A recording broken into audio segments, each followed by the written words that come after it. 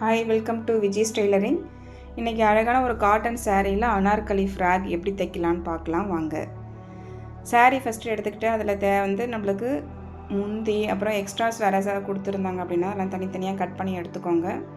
சாரியை ஃபஸ்ட்டு இந்த மாதிரி 4ஆக ஃபோல்டு பண்ணிவிட்டு அதை திருப்பி இன்னொரு 4ஆக ஃபோல்டு பண்ணிக்கோங்க. திருப்பி இன்னொரு தடவை அதை மடிச்சுக்கோங்க. இப்படி மடிக்கும்போது பார்த்திங்கன்னா உங்களுக்கு ஒரு 16 பேனல் கிடைக்கும். இந்த 16 பேனல் இப்படி அழகாக மடித்து ஒரு பின் பண்ணிக்கோங்க. இதில் நம்மளுக்கு தேவையான அளவுக்கு ஹைட் எடுத்துக்கோங்க. ஃபஸ்ட்டு நம்மளுக்கு இந்த போர்ஷன் பார்த்திங்கன்னா டாப்பு தனியாகவும் நம்மளுடைய ஸ்கர்ட் போர்ஷன் தனியாகவும் ஃபஸ்ட்டு தைச்சிட்டு அப்புறமா நம்ம ஒன்றா ஸ்டிச் பண்ணுவோம். இப்போ கீழே இருக்கக்கூடிய இந்த ஸ்கர்ட்டோடைய அளவு மட்டும் ஃபஸ்ட்டு எவ்வளோன்னு நோட் பண்ணி அந்த ஹைட்டை நீங்கள் மார்க் பண்ணிக்கோங்க.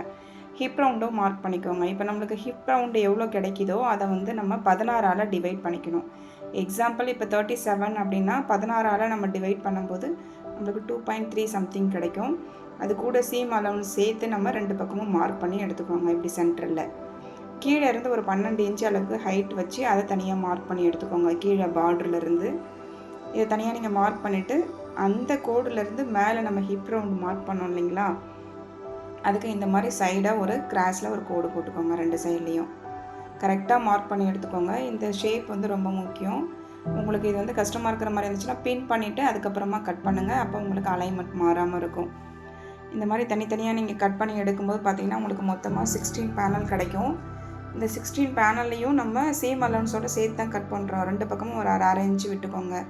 நீங்கள் தைக்கும்போது 2 சைட்லேயும் ஆஃப் இன்ச்சு விட்டுட்டு தைச்சிங்கன்னா தான், அப்படி தைக்கும்போது தான் 1/2 இன்ச்சு எடுத்து தைச்சிங்கன்னா தான் உங்களுக்கு ஸ்டிச்சிங் நல்லாயிருக்கும்.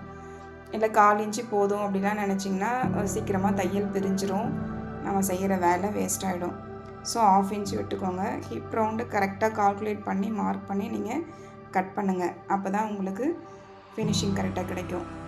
இந்த மாதிரி கிடைக்கும் உங்களுக்கு 16 பேனல். இப்போ லைனிங் பீஸ் எடுத்துக்கோங்க.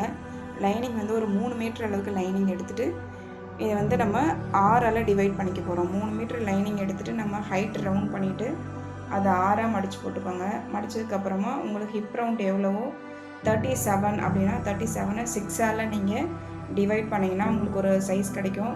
அந்த அளவு ஹிப்பில் வச்சுக்கோங்க. கீழே நம்ம முதல்ல வச்ச மாதிரி ஒரு 12 இன்ச்சு அளவுக்கு ஹைட் வச்சுட்டு அந்த ரவுண்டை அதோடு நீங்கள் ஜாயின் பண்ணிக்கோங்க. கிராஸில் ஜாயின் பண்ணிவிட்டு இந்த மாதிரி கட் பண்ணி தனியாக எடுத்துக்கோங்க. ஆக்சுவலாக இதுவுமே அனார்கலி பேட்டர்ன்லேயே உங்களுக்கு கிடைக்கும். நம்ம மேலே ஸ்கர்ட்டு எப்படி கட் பண்ணுறோமோ அதே மாதிரி லைனிங்லேயும் கட் பண்ணி போடும்போது உங்களுக்கு போடுறதுக்கு ட்ரெஸ்ஸு நல்லா நீட்டாக இருக்கும். இப்போ டாப் போர்ஷனுக்கான லைனிங் எடுத்துக்கோங்க. உங்களுக்கு ஷோல்டர் எவ்வளோ மெஷர்மெண்ட்டோ அந்த ஷோல்டரை நீங்கள் மார்க் பண்ணிக்கோங்க. ஆம்கோல் ரவுண்டு எவ்வளோன்னு கரெக்டாக அளந்து அந்த ஆம்கோல் ரவுண்டு நீங்கள் ஆம்கோல் அளவு வச்சுக்கோங்க. செஸ்ட் போர்ஷன் எவ்வளோன்னு நீங்கள் அளந்துருப்பீங்க, அது கூட ஒரு 1.5 இன்ச்சு சீம் அலவன்ஸ் சேர்த்து நோட் பண்ணிக்கோங்க. ஹிப் ரவுண்ட்லேயும் இதே மாதிரி தான் நோட் பண்ணி எடுத்துக்கிட்டு ஒரு ஹிப் ரவுண்ட் நீங்கள் அளந்து எடுத்ததுக்கப்புறமா ஒரு 3/4 இன்ச்சு அளவுக்கு ஒரு ஸ்லோப் கொடுத்து கோடு போட்டு வச்சுக்கோங்க. இப்போ நீங்கள் எப்பவுமே ஷோல்டர் இந்த மாதிரி நெக் நல்லா க்ளோஸாக வைக்கிறீங்க அப்படின்னா நீங்கள் ஷோல்டர் எவ்வளோ மெஷர் பண்ணுறீங்களோ அதே மெஷர்மெண்ட் தான் ஃபுல்லாக வைக்கணும். இப்போ நீங்கள் பேக்லேயோ இல்லை ஃப்ரண்ட்லேயோ நல்லா நெக் லோவாக வைக்கிறீங்க அப்படின்னா நீங்கள் எடுக்கக்கூடிய ஷோல்டர் மெஷர்மெண்ட்லேருந்து ஒரு 2 இன்ச்சு மைனஸ் பண்ணிவிட்டு மீதி அளவு வச்சுக்கோங்க. இப்போ நீங்கள் ஷோல்டர் ஒரு 17 இன்ச்சு அளந்து எடுக்கிறீங்க அப்படின்னா இந்த மாதிரி நீங்கள் ஃபுல் நெக்கு, அதாவது க்ளோசிங் நெக் வைக்கும்போது நீங்கள் கரெக்டாக 8.5 இன்ச்சு கண்டிப்பாக வச்சே ஆகணும். அதுலேருந்து நீங்கள் எதுவுமே நீங்கள் கழிக்கக்கூடாது. ஏன்னா இது நம்ம பேக்லேயும் சரி இல்லை ஃப்ரண்ட்டில் கொஞ்சம் தான் இறக்கம் கொடுக்குறோம், பேக்கில் ஃபுல்லாகவே க்ளோசிங்கில் இருக்கும். ஸோ அதனால் நீங்கள் எடுக்கக்கூடிய ஷோல்டர் மெஷர்மெண்ட்டு பார்த்து கரெக்டாக வச்சுக்கோங்க. ஆம்கோல்ருமே ஷோல்டர் எவ்வளோ வைக்கிறீங்களோ அதே அளவு ஆம்கோல் வைங்க. அப்படி வச்சிங்கன்னா தான் உங்களுக்கு ஃப்ராகுக்கு உங்களுக்கு கை நல்லா ஃபினிஷிங்காக கிடைக்கும், ட்ரெஸ்ஸும் போடுறதுக்கு நீட்டாக இருக்கும். இப்போ நம்மளுக்கு ஃப்ரண்ட்டில் ஒரு 6 இன்ச்சு மார்க் வச்சுருக்கேன், பேக்கில் ஒரு 1.5 இன்ச்சு தான் இறக்கம் வச்சுருக்கேன். அடுத்தது நம்மகிட்ட இருக்கக்கூடிய முந்தானிலேருந்து கட் பண்ணோம் இல்லைங்களா, அதை ஒரு டிசைனிங் மெட்டீரியலாக இருக்குது. அதை நம்ம கை போர்ஷனுக்கு கொடுத்துக்கலாம். கை ஒரு 9 இன்ச் அளவுக்கு தான் எடுத்திருக்கேன். கீழே பைப்பிங் கொடுத்து ஸ்டிச் பண்ண போகிறோம். மேலே ஒரு செமி பஃப் கொடுக்க போகிறோம். நம்ம எடுக்கக்கூடிய மெஷர்மெண்ட்லேருந்து ஒரு 1.5 இன்ச்சை நீங்கள் செமி பஃப்காக எடுத்துக்கோங்க. ஹைட்டில் வித்தில் பார்த்திங்கன்னா ஒரு 2 இன்ச் அளவுக்கு பஃபுக்கான மெஷர்மெண்ட் கொடுத்துக்கோங்க. ஆம்கோல் ரவுண்டு எவ்வளவோ அதை அளந்து எடுத்துக்கிட்டு அதுலேருந்து ஒரு ஸ்லோப்பிங் கொடுத்து நீங்கள் ஆம்கோல் ரவுண்டு மார்க் பண்ணி ஹேண்ட் கட் பண்ணி எடுத்துக்கோங்க. ஆம்கோல் ரவுண்டு கட் பண்ணும்போது பார்த்து கவனமாக பண்ணுங்கள். இப்போ நாங்கள் போடுற மாதிரியே பார்த்து ஃபஸ்ட்டு ஆம்கோல் ரவுண்ட் நார்மலாக நம்ம எப்படி ரவுண்ட் பண்ணுறோமோ அந்த மாதிரி மார்க் பண்ணி எடுத்துக்கிட்டு அதுலேருந்து பஃபுக்கான ஒரு மெஷர்மெண்ட்டை இந்த மாதிரி நீங்கள் வரைஞ்சி எடுத்துக்கோங்க. கரெக்டாக வரைஞ்சி எடுத்துக்கிட்டிங்கன்னா உங்களுக்கு பஃப் வந்து நீட்டாக உங்களுக்கு கிடைக்கும். கீழே கை ரவுண்ட் எவ்வளவோ அது கூட ஒரு 1.5 இன்ச் அளவுக்கு சீம் அலவன்ஸ் சேர்த்துக்கோங்க. சேர்த்துட்டு இந்த மாதிரி மார்க் பண்ணிவிட்டு அழகாக கட் பண்ணி எடுத்துக்கோங்க. ஆம்கோல் ரவுண்டை நம்ம ஃபுல்லாகவே இந்த மாதிரி கட் பண்ணி எடுத்துகிட்டு சென்டரில் ஒரு நாச்சஸ் போட்டுக்கோங்க. ஆம்கோல் ரவுண்ட்லேயும் நாச்சஸ் போட்டுக்கோங்க. ஃப்ரண்ட்டில் வந்து கை குழிவுக்கு இந்த மாதிரி கட் பண்ணி எடுத்துக்கோங்க. அங்கே ஃப்ரண்ட் போர்ஷன் நோட் பண்ணுறதுக்கு தனியாக ஒரு நாச்சஸ் போட்டு வச்சுக்கோங்க. அப்போ தான் நம்மளுக்கு ஃப்ரண்ட் எது பேக் எதுன்னு கரெக்டாக வரும். இந்த மாதிரி மெயின் கிளாத்தில் வச்சு கொஞ்சம் போல் அப்படியே கரெக்டாக கட் பண்ணாதீங்க. கொஞ்சம் போல் எக்ஸ்ட்ராஸ் துணி விட்டுட்டு அப்புறம் கட் பண்ணுங்கள். ஏன்னா நம்ம ஸ்டிச் பண்ணதுக்கப்புறமா எக்ஸ்ட்ராஸ்லாம் அழகாக கட் பண்ணி ஃபினிஷிங் கொடுத்துக்கலாம். இப்போ பேக் போர்ஷன் எடுத்துகிட்டு பேக் போர்ஷனுக்கு தேவையான அளவுக்கு துணியை வச்சு நம்ம அதை தனியாக கட் பண்ணி எடுத்துக்கோங்க. இப்போ ஸ்டிச்சிங் பார்க்கலாம் வாங்க. ஃபஸ்ட்டு கையில் வந்து லைனிங் மெட்டீரியல் எடுத்துக்கோங்க. அந்த லைனிங் மெட்டீரியலில் நீங்கள் எவ்வளோ உங்களுக்கு ஸ்டிச்சிங்காக விட்டுருக்கீங்களோ கரெக்டாக அந்த இடத்துல ஒரு மார்க் பண்ணிவிட்டு ஒரு கோடு போட்டுக்கோங்க. அது மேலே இந்த மாதிரி ரெடிமேட் பைப்பிங் கிடைக்கும் இல்லையா, அதை நீங்கள் இந்த மாதிரி வச்சு அழகாக அட்டாச் பண்ணிக்கோங்க. உங்களுக்கு பைப்பிங் செய்கிறதுக்கு டைம் இருக்குது, உங்களுக்கு நல்லா ஃபினிஷிங் வரும்னா நீங்கள் அழகாக துணியிலே கூட எடுத்து வச்சுக்கலாம். நம்மகிட்ட துணி இல்லாத பட்சத்தில் இந்த மாதிரி ரெடிமேட் பைப்பிங் நிறைய கிடைக்கிது. அழகாக வாங்கி ஃபஸ்ட்டு லைனிங் மெட்டீரியலில் ஒரு கோடு போட்டு அட்டாச் பண்ணிவிட்டு அதுக்கப்புறமா மெயின் ஃபேப்ரிக் வச்சு இந்த மாதிரி கரெக்டாக ஸ்டிச் பண்ணுங்கள். இந்த மாதிரி திருப்பி பார்க்கும்போது பார்த்தீங்கன்னா உங்களுக்கு பைப்பிங் நல்லா ஃபினிஷிங் கிடைக்கும். ரெண்டுத்தையும் ஒரே சமயத்தில் வச்சு நீங்கள் அட்டாச் பண்ணாதீங்க, அது உங்களுக்கு அந்தளவுக்கு நீட்டாக வராது. இந்த மாதிரி கொடுத்துட்டு நீங்கள் திருப்பி எக்ஸ்ட்ராஸ்லாம் அழகாக கட் பண்ணி எடுத்துக்கோங்க. எக்ஸ்ட்ராஸ்லாம் கட் பண்ணி எடுத்துகிட்டு நாச்சஸ்லாம் கரெக்டாக இருக்கான்னு பார்த்து ஒரு தடவை செக் பண்ணி போட்டுக்கோங்க. அப்போ தான் நீங்கள் ஜாயிண்ட் போடுறப்ப உங்களுக்கு கரெக்டாக வரும். இப்போ பார்த்தீங்கன்னா பஃப்புக்கான துணி தனியாக இருக்குது. இப்போ இதை நம்ம எவ்வளோ மெஷர் பண்ணி வச்சுருக்கோமோ அந்த பஃப்புக்கான துணியில் மட்டும் தனியாக எடுத்துகிட்டு இப்போவே நீங்கள் தேவையான பஃப்ஸ்லாம் தனியாக வச்சு எடுத்துக்கோங்க. நம்மளால் முடியும் அப்படின்னா கரெக்டாக ஃபினிஷிங் வரும் அப்படின்னா நம்ம கை ஏற்றும் போது கூட பஃப் கொடுக்கலாம். இந்த மாதிரி தைக்கும்போது உங்களுக்கு இன்னும் வேலை கொஞ்சம் ஈஸியாக இருக்கும். பிகினர்ஸ்க்கெலாம் இது கொஞ்சம் யூஸ்ஃபுல்லாக இருக்கும். ஸோ அதனால் இப்படி சொல்லியிருக்கேன். சென்டர் பாயிண்ட் நோட் பண்ணிவிட்டு ஒரு சைட்லேருந்து சென்டர் பாயிண்ட்டுக்கும் இன்னொரு சைட்லேருந்து சென்டர் பாயிண்ட்டை பார்த்த மாதிரியும் நீங்கள் பஃப் கொடுங்க. அப்போ தான் உங்களுக்கு அந்த பஃப் வந்து பார்க்குறதுக்கு அழகாக இருக்கும்.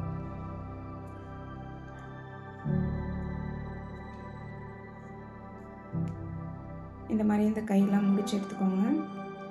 எங்கள் சேனலை மறக்காமல் நீங்கள் சப்ஸ்கிரைப் பண்ணுங்கள் ஃப்ரெண்ட்ஸ். பாருங்கள், வீடியோஸ்லாம் பாருங்கள். நாங்கள் போகிற வீடியோஸ்லாம் பிடிச்சிருந்துச்சுன்னா ஒரு லைக் கொடுங்க. கண்டிப்பாக எப்படி இருக்குன்னு கமெண்ட் பண்ணுங்கள். மறக்காமல் எங்கள் சேனலை சப்ஸ்கிரைப் பண்ணி வச்சுக்கோங்க.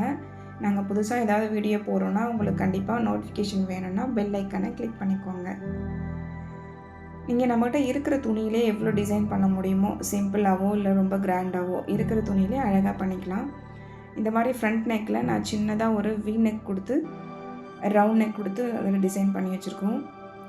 நீங்கள் இதை நல்லா பார்த்தீங்கன்னா உங்களுக்கு தெளிவாக புரியும். பிகினர்ஸாக இருந்தீங்கன்னா உங்களுக்கு இந்த கட்லாம் கொடுக்கறது கஷ்டமாக இருக்கும் அப்படின்னா நீங்கள் லைனிங்கை ஃபஸ்ட்டு 2 இந்த மாதிரி கட் பண்ணிவிட்டு அப்படியே அதில் இருக்கக்கூடிய டிசைனை வச்சு நீங்கள் மெயின் ஃபேப்ரிக்கில் அட்டாச் பண்ணுங்கள். டிசைனை கொஞ்சம் நல்லா கவனமாக கவனிச்சிங்கன்னா உங்களுக்கு இது ரொம்ப ஈஸியாக புரியும்.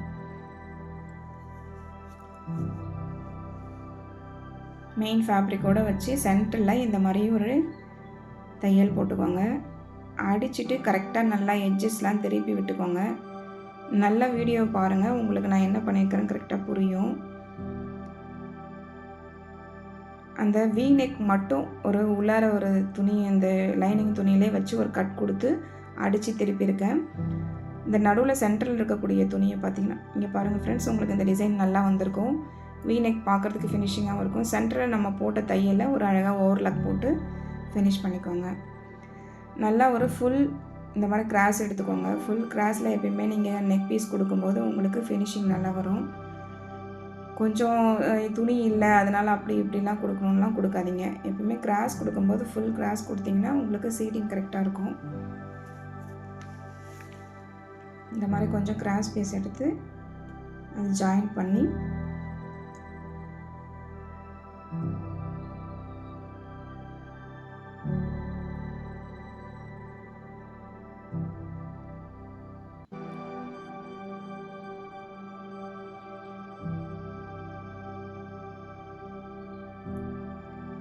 கிராஸ் பீஸ் கொடுக்கும்போது இந்த மாதிரி நான் பண்ணுறது எல்லாமே நல்லா கவனமாக பாருங்கள். இந்த மாதிரி ஜாயின் பண்ணிவிட்டு கரெக்டாக அந்த எட்ஜஸ்லாம் கரெக்டாக கட் பண்ணி விட்டுட்டு நல்லா கையால் தேய்ச்சி விட்டுக்கோங்க.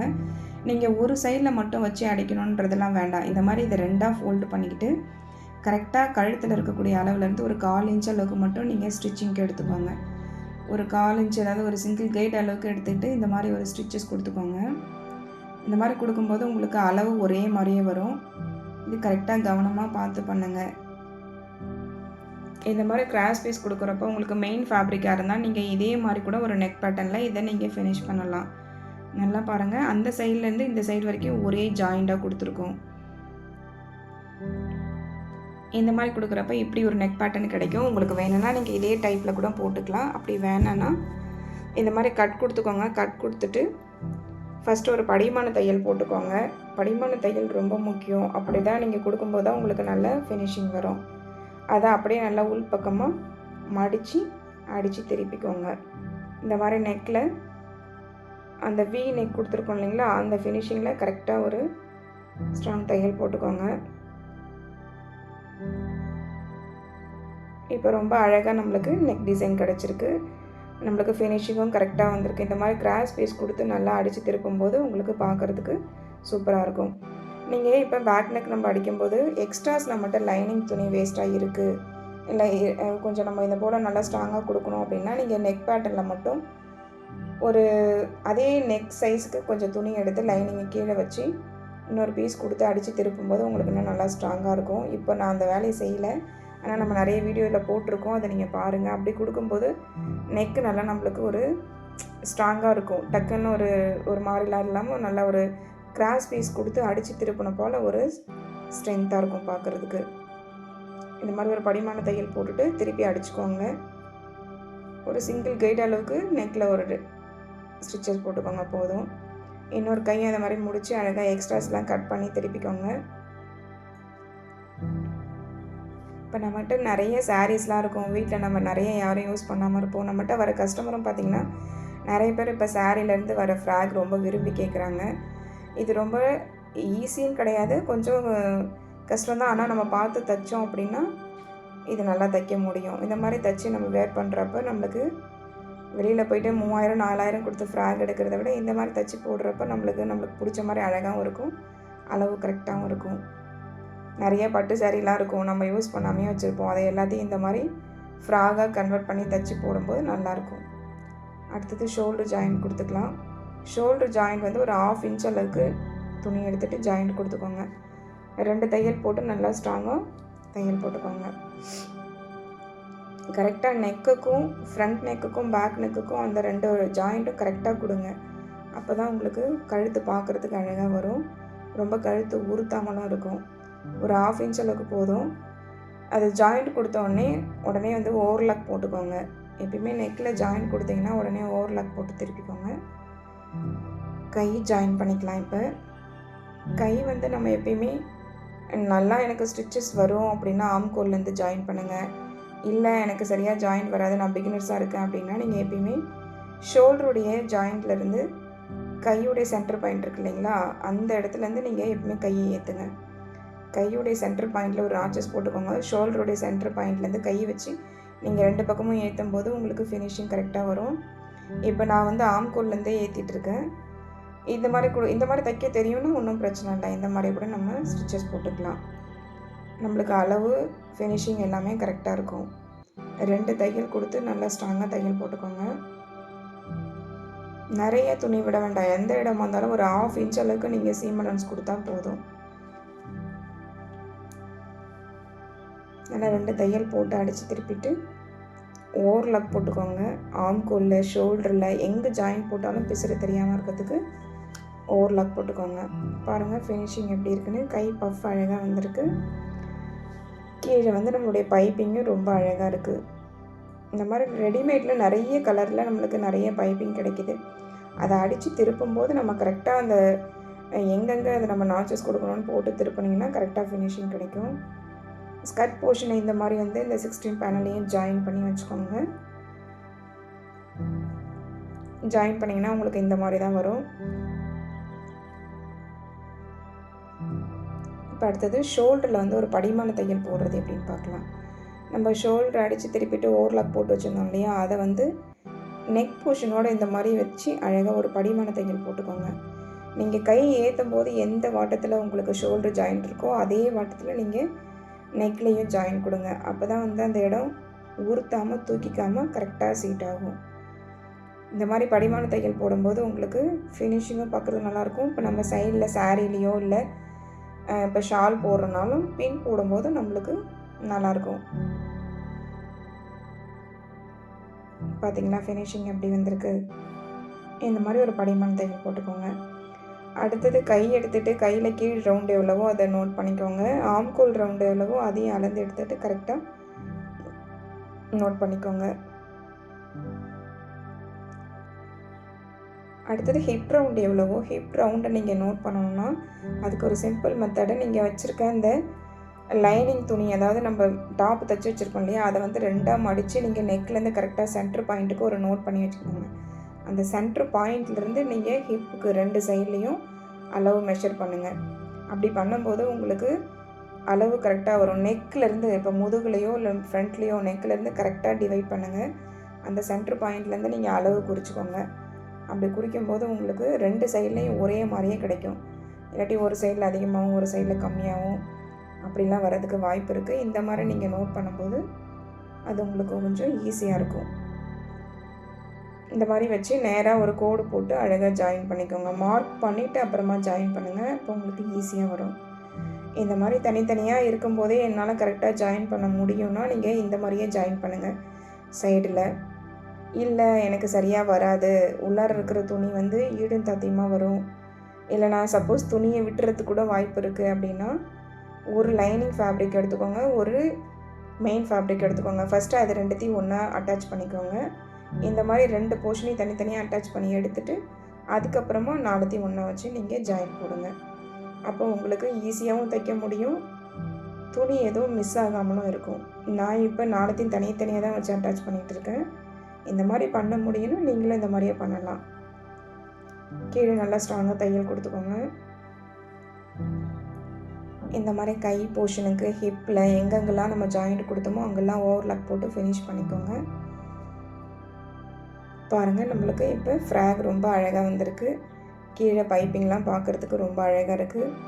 இந்த மாதிரி முந்தி போர்ஷன் இருந்துச்சுன்னா, ரொம்ப கம்மியான போர்ஷன் தான் ஆக்சுவலாக இதில் இருந்துச்சு, ஆனால் அதையே எடுத்து நம்ம அழகாக எலிகண்ட்டாக பண்ணியிருக்கோம். இந்த மாதிரி அனார்கலி டாப் எப்பயுமே பார்க்குறதுக்கு ரொம்ப அழகாக இருக்கும். நெக்லாம் பாருங்கள் சூப்பராக வந்திருக்கு. நம்மளுக்கு வேணுன்ற மாதிரி நம்ம டிசைன் பண்ணிக்கலாம். நாங்கள் இதில் இருந்த மெட்டீரியலை வச்சு எந்த மாதிரி டிசைன் பண்ண முடியுமோ அதை தான் நான் பண்ணியிருக்கேன். அதில் பார்டரில் ஒரு க்ரீன் கலர் இருந்துச்சு, அந்த க்ரீன் கலரில் ரோப் கொடுத்துட்டு அழகாக ஒரு டேசல் நம்மளை ரெடி பண்ணி கொடுத்தாச்சு. பாருங்கள்.